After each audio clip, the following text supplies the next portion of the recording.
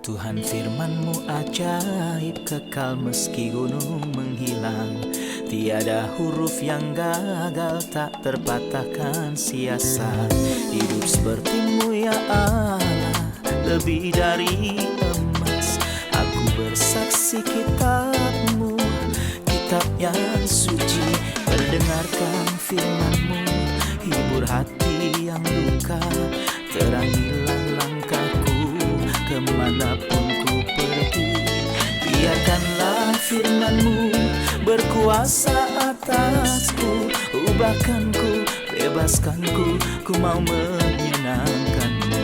Tuhan firman-Mu ajaib, kekal meski gunungnya. Ubah dan bebaskan aku, mau menyenangkan-Mu. Shalom para pemirsa yang kami kasihi, kami menyambut Anda dimanapun Anda berada. Dalam episode terbaru, program studi harian Semua Kitab Suci, yang saya percaya oleh kasih karunia Tuhan adalah sebuah berkat sejati bagi Anda dan keluarga, dan setiap orang yang mendekati Alkitab, lalu bersandar pada pengajaran Alkitab. Studi Alkitab tersedia bagi setiap orang, tetapi banyak pendekatan Alkitab berdasarkan opini pribadi atau orang lain. Kita harus mendekati Alkitab, sementara kita berdoa agar Roh Kudus membuka pikiran kita untuk paham isi Alkitab. Orang Yahudi di kota itu lebih baik hatinya dari orang Yahudi di Tesalonika, karena mereka menerima segala firman itu dengan segala kerelaan hati. Dan ketika kita menyingkap Alkitab, kita akan mengalami perkataan firman memberi terang dan memberi pengertian. Dalam studi kita tentang kitab Kejadian, yaitu kitab pertama dalam Alkitab, kita sudah sampai di pasal 9 ayat yang ke-18, dan juga hari ini kita akan belajar pasalnya yang ke-9 dan pasalnya yang ke-10. Mari siapkan Alkitab Anda, buatlah catatan dan kirimkanlah pertanyaan-pertanyaan atau permintaanmu via email ke info@semuakitabsuci.com atau hubungi nomor-nomor telepon yang tertera pada monitor saat jeda rehat. Sekarang saya ingin menyambut tamu kita, seorang hamba Tuhan, Saudara Yosef Riyad. Selamat datang. Halo Saudara Ayat. Juga para hadirin, selamat datang di studio. Saudara Yosef, kita sudah sampai pada pasal 9 ayatnya yang ke-18. Anak-anak Nuh yang keluar dari dalam bahtera adalah Sem, Ham, dan Yafet. Ham adalah bapa Kanaan. Yang tiga inilah anak-anak Nuh, dan dari mereka inilah tersebar penduduk dunia. Saya ingin berhenti di sini dan mengetahui lebih banyak tentang anak-anak Nuh, dan bagaimana semua orang dibuat tersebar dari mereka. Jelas bahwa anak-anak Nuh ada 3 orang. Sem, Ham, dan Yafet seperti tercatat di sini. Karena kita akan membaca tentang mereka dalam banyak ayat dalam pasal 10 ayat 1. Dan dalam pasal 5 ayat 32 dan seterusnya. Tetapi ini bukanlah urutan yang benar. Kemungkinan besar urutan yang benar adalah sebagai berikut. Yafet adalah yang tertua. Kita menarik kesimpulan dari pasal 10 ayatnya yang ke-21. Lahir juga anak bagi Sem, bapa semua anak Eber, serta abang Yafet. Yang tertua. Yafetlah yang tertua. Jadi kemungkinan besar Yafet adalah yang tertua. Dan kemungkinan juga Hem adalah yang termuda. Kita menarik kesimpulan dari pasal 9 ayat 24. Setelah Nuh sadar dari mabuknya dan mendengar apa yang dilakukan anak bungsunya kepadanya. Jadi Hem adalah yang paling bungsu, mungkin ia lebih rendah karena ia telah menolak ayahnya. Saat ayahnya jadi mabuk dan berbaring telanjang seperti akan kita lihat nanti. Atau mungkin ia adalah yang termuda, jadi Yafet adalah yang tertua. Sem adalah yang kedua. Ham yang terakhir. Yang terakhir. Dan Ham adalah yang terakhir. Oke. Pertanyaan penting, mengapa urutannya dimulai dengan Sem? Mengapa Sem disebut pertama? Faktanya karena Allah adalah Allah Sem, sebagaimana akan kita pahami nanti. Misalnya dalam ayat 26, ia berkata, "Terpujilah Tuhan, Allah Sem." Apa arti dari Allah Sem namun ia adalah Allah semua manusia? Karena semua penulis yang mendapat ilhaman berasal dari keturunan Sem. Ya, Dan semua nabi adalah keturunan Sem.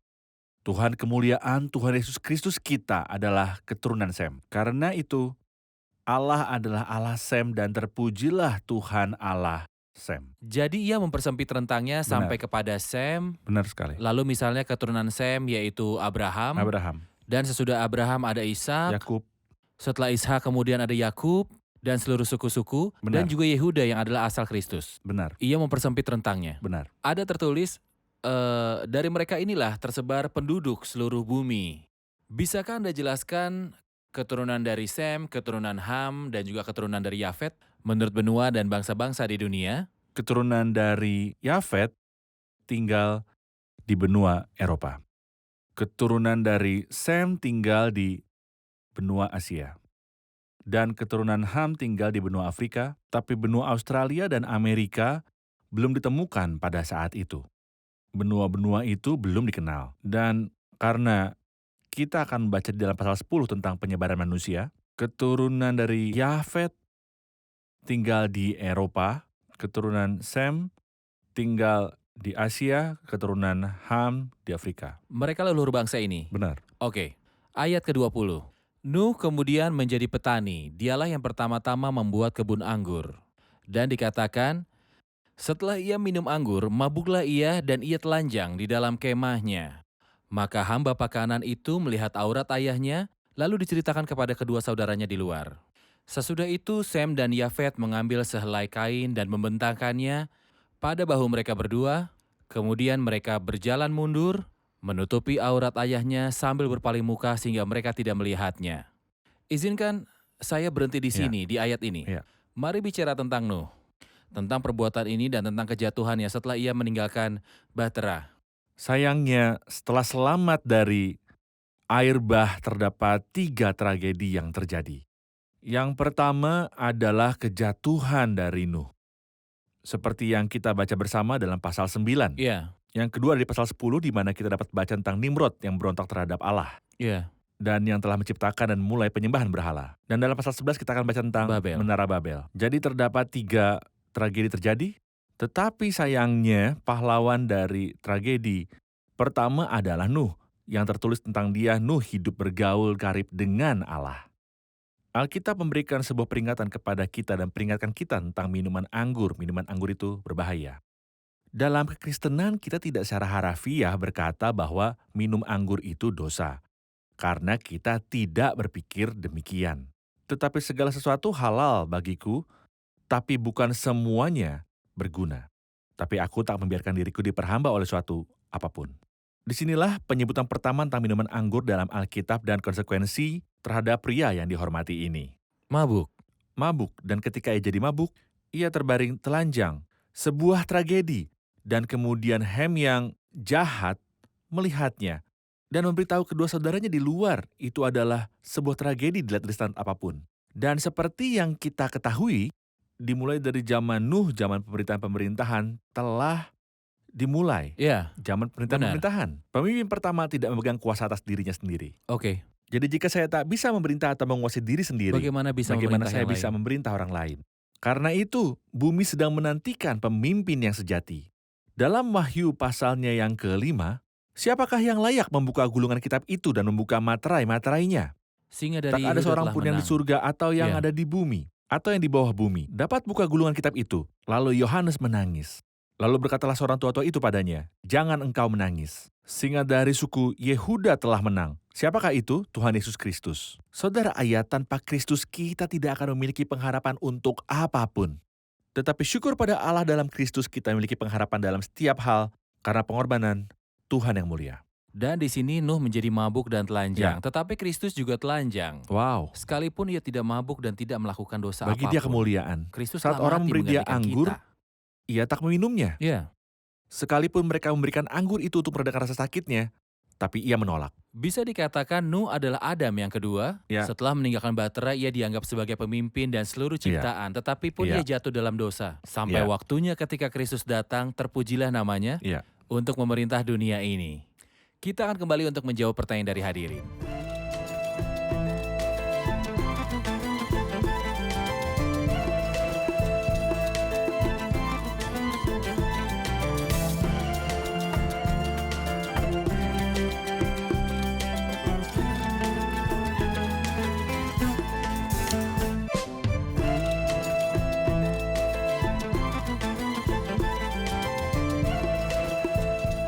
Setelah Nuh sadar dari mabuknya dan mendengar apa yang dilakukan anak bungsunya kepadanya, kita tahu bahwa putra bungsunya adalah Ham. Tetapi ayat 25 berkatalah ia terkutuklah Kanaan.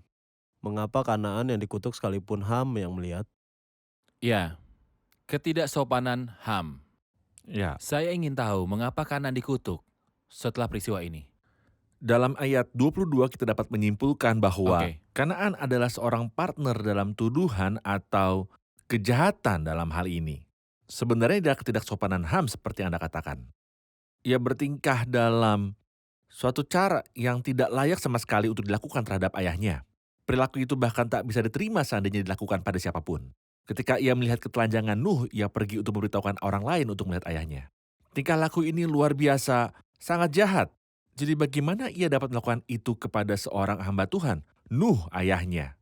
Ada 2 ayat di kitab Amsal yang saya suka untuk membacanya. Yang pertama Amsal 10 ayat 12. Kebencian menimbulkan pertengkaran, tapi kasih menutupi segala pelanggaran. Yang kedua dari kitab Amsal 17 ayatnya yang ke-9. Siapa menutupi pelanggaran mengejar kasih, tapi siapa membangkit-bangkit perkara menceraikan sahabat karib. Betapa jauhnya Ham dan Kanaan dari pria terhormat Yusuf. Yang ketika ia dijebloskan ke dalam penjara dan seperti tahu bahwa orang dalam penjara dapat Bicara tentang menceritakan penderitaannya. tentang penderitaannya, khususnya bahwa ia tertindas. Yusuf tidak pernah berbicara buruk tentang kakak-kakaknya kepada kepala juru minuman. Aku diculik begitu saja dari negeri orang Ibrani dan tidak melakukan apapun, aku ada di tempat ini. Ia bukan hanya tak membicarakan tentang kakaknya, tapi juga tidak membicarakan tentang si perempuan jahat istri Potifar. Orang terhormat seperti Yusuf dapat mengendalikan lidahnya. Tetapi Ham mendatangkan kutuk kepada keturunan-keturunannya. Ini sangat menyedihkan. Saya berharap saya dan para pemirsa terkasih dapat belajar sesuatu dari hal ini. Benar.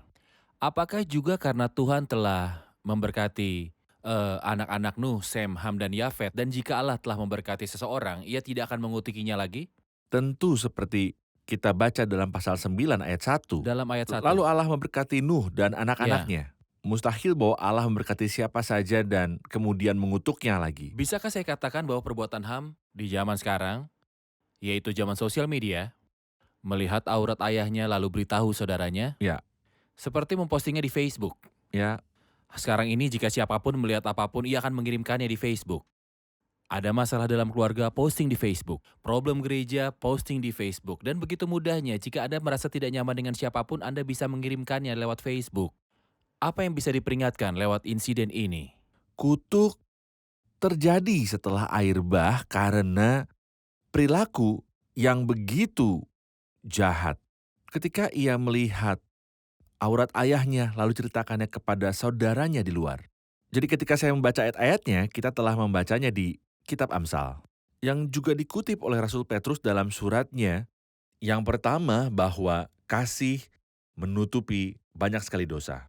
Ini berarti bahwa ketika saya lihat sesuatu yang tak baik ketimbang mengirimnya ke Facebook seperti Anda katakan, saya lebih suka menutupinya dan jika mungkin saya akan bicara dengan seseorang yang memiliki problem itu untuk berikan saran. Tapi mengirimkan itu ke Facebook adalah perilaku terburuk yang dapat dilakukan seseorang. Dan itu akan dituntut pertanggungjawaban, celakalah orang yang mengadakannya. Lebih baik baginya jika sebuah batu kilangan dikaitkan pada lehernya lalu ia ditenggelamkan ke dalam laut, daripada menyebabkan orang lain tersandung. Benar. Seberapa sering kita tersandung ketika problem-problem dikirimkan ke Facebook dan bukannya diselesaikan di antara pihak-pihak terkait dalam roh yang lemah lembut. Ya, Dan itu menghancurkan rumah tangga, perkumpulan, menghancurkan komunitas. Tetapi Ya. bagaimana jika kita diperingatkan oleh perkataan dan insiden dalam Alkitab? lihatlah orang terhormat Sem dan Yafet. Mereka mengambil sehelai kain lalu berjalan mundur dan menutupi telanjang ayah mereka. Dan ketika Nuh sadar, ia mengetahui apa yang dilakukan masing-masing putranya. Tuhan kita tidak disadarkan dan dibangunkan karena ia selalu dalam keadaan terjaga. Dapat melihat. Karena mata Tuhan menjelajah seluruh Benar. bumi. Mari kita takut akan Allah yang selalu melihat kita. Kita telah membaca kemudian Kanan dikutuk, tetapi Sem dan Yafet diberkati. Ya, Bisakah Anda memberitahu kami tentang berkat ini? Kanaan dikutuk karena tingkah lakunya yang jahat. Dalam Imamat 18:20 Anda akan menemukan bahwa keturunan Kanaan terlibat dalam hubungan-hubungan seksual yang ilegal. Artinya bahwa anak-anak dari dia yang telah menyebarkan hal tersebut telah jauh ke dalam dosa semacam ini. Anda dapat membacanya dalam Imamat 18:20. Iya, Juga Kanaan diwakili dalam Alkitab sebagai pedagang yang curang. Seperti kita baca dalam nubuat dari Hosea dan juga dalam Zakaria pasal 14, dan tidak akan ada lagi pedagang di rumah Tuhan semesta alam pada waktu itu. Jadi pedagang-pedagang dan sayangnya Babel seperti kita baca dalam pasal Berdagang 11, segala hal. para pedagangmu adalah orang-orang terpenting di dunia. Itulah sebabnya mengapa Kanaan dikutuk, tapi seperti Anda katakan, ada sebuah berkat. Terpujilah Tuhan Allah Sem, hendaklah Kanaan menjadi hamba baginya. Allah meluaskan kiranya tempat kediaman Yafet, dan hendaklah ia tinggal dalam kemah Sem, tapi hendaklah Kanaan menjadi hamba baginya. Jadi bagi Sem, berkat itu adalah dalam hubungannya dengan Allah. Dan bagi Yafet adalah perluasan tempat kediamannya. Tapi tak ada disebutkan bagi Ham atau Kanaan sama sekali. Jadi ada sebuah berkat bagi Sem dan keturunannya, buat Yafet dan Dan keturunannya. keturunannya. Dan berkat ini adalah perluasan tempat kediaman Yafet dan keturunan-keturunannya. Benar. Bisakah beritahukan lebih banyak tentang apa yang terjadi dalam kitab Nabi-Nabi, tentang perluasan tempat kediaman Yafet, dominasi Yafet, dan tentang perpindahan kekuasaan dari timur ke barat? Seperti diberitahukan oleh kitab Daniel, ketika masa-masa dari bangsa itu dimulai pada pemerintahan Raja Nebukadnezar, Daniel 2, Daniel 7, dan lain-lain, kekuasaan itu adalah untuk keturunan-keturunan Sem.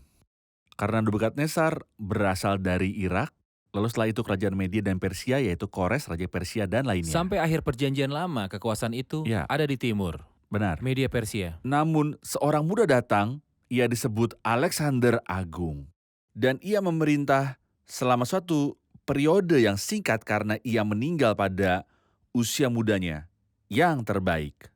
Tetapi Allah membuka jalan bagi dia dan ia tinggal di bangsa Sem.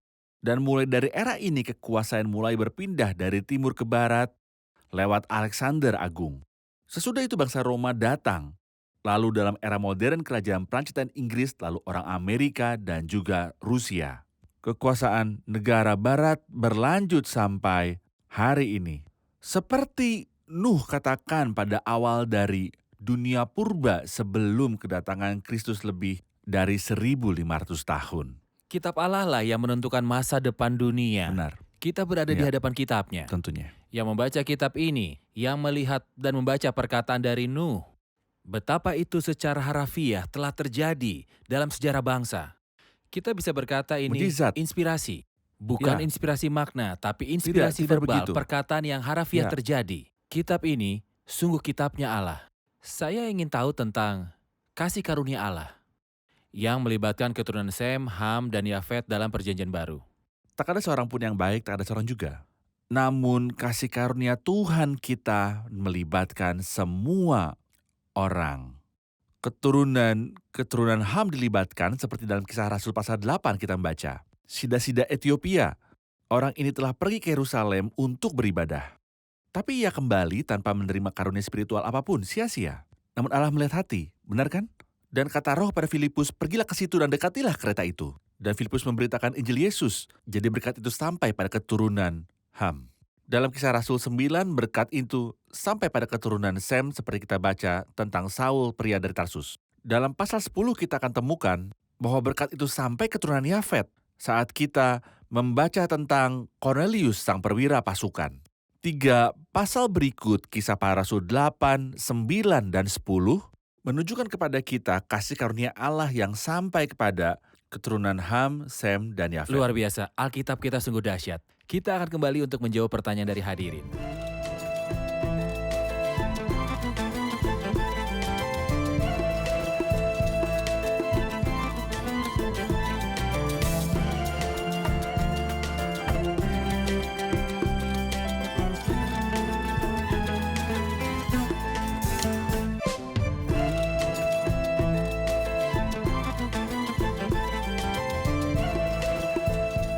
Di pasal 10 seperti banyak pasal lainnya di Alkitab ini kita menemukan banyak nama orang dan nama-nama generasi penerusnya. Untuk apa itu ditulis? Atau hal-hal apa yang bisa berguna di dalam pasal-pasal yang menceritakan dengan penuh detail tentang nama-nama itu? Saudara Yosef, kita perlu berhenti di pasal yang ke-10. Apa yang bisa dipelajari? Omong-omong, pasal ini tidak punya imbangan di seluruh dunia. Maksud saya, pasal ini memberitahu kita tentang penyebaran bangsa-bangsa ke berbagai tempat. Dan tidak ada dokumen bersejarah yang berkaitan dengan pasal Inilah ini. keunikan Alkitab. Ya, keunikan Alkitab, karena Alkitab memberitahu kita tentang prasejarah. Menjelaskan pada kita hal-hal yang tidak ditemukan dalam buku-buku sejarah atau dokumen-dokumen sejarah sama sekali. Kecuali di dalam pasal ini. Maksud saya bahwa tanpa pasal ini banyak bagian akan tetap samar-samar bagi para peneliti. Tentu saja pasal ini datang dalam urutan sejarah setelah pasal 11. Ya, benar. Seakan-akan dalam pasal 11 ia berpaling agar dapat menjelaskan kepada kita apa yang telah ia sebut 3 kali dalam pasal 10. Seperti yang kita baca dalam ayat 5, dari Oke. mereka inilah berpencar bangsa-bangsa daerah pesisir, itulah keturunan Yafet, masing-masing di tanahnya dengan bahasanya sendiri. Dalam Apa maksud ayat dari ayat ini? Tidakkah mereka gunakan bahasa yang sama? Tapi saat kita membaca ayat 20. dalam ayat 20, inilah keturunan Ham menurut kaum mereka, menurut bahasa mereka, menurut tanah mereka, menurut bangsa mereka. Untuk ketiga kalinya dalam ayat 31, inilah keturunan Sem menurut kaum mereka, menurut bahasa mereka. Saat kita sampai di pasal 11, kita dapat memahami dari mana asal-asal bahasa yang berbeda. Asalnya. Seluruh dunia punya satu bahasa, tapi apa yang telah terjadi? Ia akan menjelaskan. Namun, ketika Allah mengacaukan bahasa mereka, setiap bahasa grup yang sama pergi bersama ke suatu area tertentu. Dalam pasal 10 kita membaca bahwa pada zaman Peleg, bumi terbagi-bagi. Dan itu tampaknya setelah mereka diserahkan karena bahasa-bahasa yang berbeda. Allah menciptakan sebuah fenomena di bumi. Dan bumi telah terbagi ke dalam apa yang kita kenal sebagai benua, dipisahkan oleh laut, samudra, dan lain-lain. Jadi, pasal ini menerangkan kepada kita sejarah purba. Selain itu ada 8 negara yang juga disebut di dalam ayat yang ke-10 dan Iya. ayat yang ke-11. Mula-mula kerajaannya terdiri dari Babel, Erek, dan Akad, semuanya dari tanah Sinear. Dari negeri itu ia pergi ke Asyur, lalu mendirikan Niniwe, Rehoboth-Ir, Kala. 8 negara, seseorang menyebut Austin liar.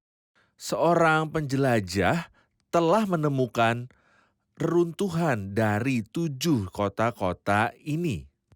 Ia juga menemukan seekor kerbau bersayap yang katanya itu adalah Nimrod, yang disebut di dalam ayat yang ke-9. Iya. Dan juga dalam ayat 8, ia seorang pemburu yang gagah perkasa di hadapan Tuhan.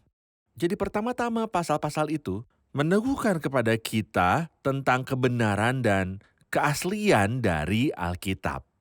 Hal kedua Nimrod adalah kakek terhebat bangsa Kastim. Benar. Kakek Nebukadnezar. benar. Iya. Yang dalam agama penyembahan berhala disebut Nin, dari asal kata Niniwe. Kadang disebut Bel. Ia punya banyak nama lain. Ia adalah sang pemimpin besar, Arti Nimrod adalah pemberontak. pemberontak. Iya. Ia benar-benar adalah seorang pemberontak besar dan dialah yang telah memasukkan penyembahan berhala dalam semua bangsa. Ia pemburu yang gagah perkasa di hadapan Tuhan atau yang melawan Tuhan. Iya. Jadi pasal ini menunjukkan keaslian dari Alkitab dan menyingkapkan kepada kita halaman-halaman yang terdapat dalam sejarah. Kita tidak bisa tahu apapun tentang itu tanpa pasal Baik. ini. Selanjutnya kita akan melihat tentang Asyur Ya, dan bagaimana ia Benar. adalah musuhnya Allah. Ya. Ia adalah yang memimpin penawanan yang dilakukan bangsa Asyur terhadap 10 suku Israel. benar. Jadi akar dari hal-hal ini ada di dalam pasalnya yang ke-10. Itu memberitahu kita juga tentang Ah. Mizraim asal kata Mesir. Kita juga menemukan Sodom dan Gomora. Sodom dan Gomora. Ya, benar. Sodom dan Gomora dibicarakan di ayat 19 ini. Sebenarnya ini adalah pembicaraan singkat dan rinciannya ada nanti dalam kitab Kejadian. Siapapun yang ingin mengetahui asal-muasal dari bangsa, Ya, harus belajar dari Alkitab. orang tak akan belajar apa-apa di luar Orang Alkitab. tidak akan belajar apa-apa di Tidak luar dari akan. Alkitab. Ya, ya. Saudara Yosef, saya sangat berterima kasih. Kita kaya karena Alkitab. Ya. Dan kepada setiap orang yang mengklaim bahwa kitab ini berisi kesalahan dan juga berisi legenda, kami beritahu bahwa ini sungguh adalah kitabnya Allah. Benar. Sejarah dan geografi memberi kesaksian bahwa ini Kitab adalah Allah. kitabnya Allah. Kita akan mendapat banyak kekayaan dalam studi yang mendatang. Amin, Terima Tuhan kasih. menyertai-Mu. Mari dengar komentar hadirin. Apa yang Anda pelajari kali ini? Kita telah melihat dalam perjanjian baru bahwa Allah memberkati setiap putra Nuh. Misalnya di kisah para rasul di pasal yang ke-8, tentang sida-sida dari Etiopia. Dalam kisah Rasul 9, Saulus pria dari Tarsus keturunan Sem. di Kisah Rasul 10 perwira pasukan Cornelius keturunan Yafet. Baik, Pasal ke-10 dari kitab Kejadian adalah salah satu dari pasal-pasal yang sangat hebat dalam firman Allah. Sekalipun banyak orang tidak tertarik untuk membacanya, namun itu adalah dokumen sejarah yang di dalamnya kita bisa mengetahui penyebaran bangsa-bangsa dan asal-muasal mereka. ya, Pemimpin pertama tidak memerintah dirinya, tidak mengendalikan dirinya ketika mabuk dan terbaring telanjang. Tetapi Tuhan Yesus adalah pemimpin yang sejati, yang sebenarnya tidak melakukan dosa, tidak mengenal dosa, dan tidak berdosa. Singa dari suku Yehuda telah menang. baik. Terima kasih, Tuhan memberkati. Tuhan memberkati Anda, Saudara Yosef. Pemirsa terkasih, kita belajar dari episode ini bahwa Nuh yang keluar dari bahtera tiba di sebuah negeri yang seharusnya dipimpin olehnya. Namun ia kehilangan kekuasaan ini ketika ia mabuk dan telanjang. Ia didahului oleh Adam yang adalah kepala dan mahkota dari seluruh ciptaan. Tetapi ia juga berdosa dan makan dan telanjang. Tetapi bumi menantikan kedatangan Kristus. Yang ketika ia datang ke bumi ini, ia adalah satu-satunya pribadi yang tidak melakukan dosa. Satu-satunya pribadi yang tanpa dosa. Satu-satunya pribadi yang tidak mengenal dosa. Satu-satunya pribadi yang tidak berdosa, kudus. Dan sekarang negeri yang mengalami segala sistem pemerintahan, rindu akan datangnya Kristus sebagai seorang raja yang akan membawa keadilan dan kedamaian. Seperti ketika Kristus datang sebagai Raja Damai, tidak akan ada akhir bagi damai sejahtera dalam kerajaan mileniumnya Kristus. Dalam dunia ini, kita pun sangat rindu untuk datangnya hari itu, di mana Kristus akan dimuliakan di hadapan semua makhluk. Setiap lutut akan bertelut, setiap lidah mengaku Yesus Kristus adalah Tuhan untuk kemuliaan Allah. Pemirsa terkasih, sampai jumpa di episode baru berikutnya. Tuhan menyertai.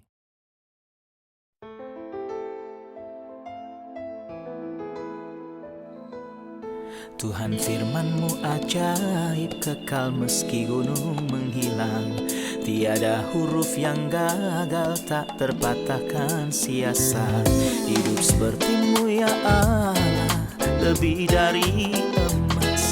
Aku bersaksi kitab-Mu, kitab yang suci. Mendengarkan firman-Mu, hibur hati yang luka.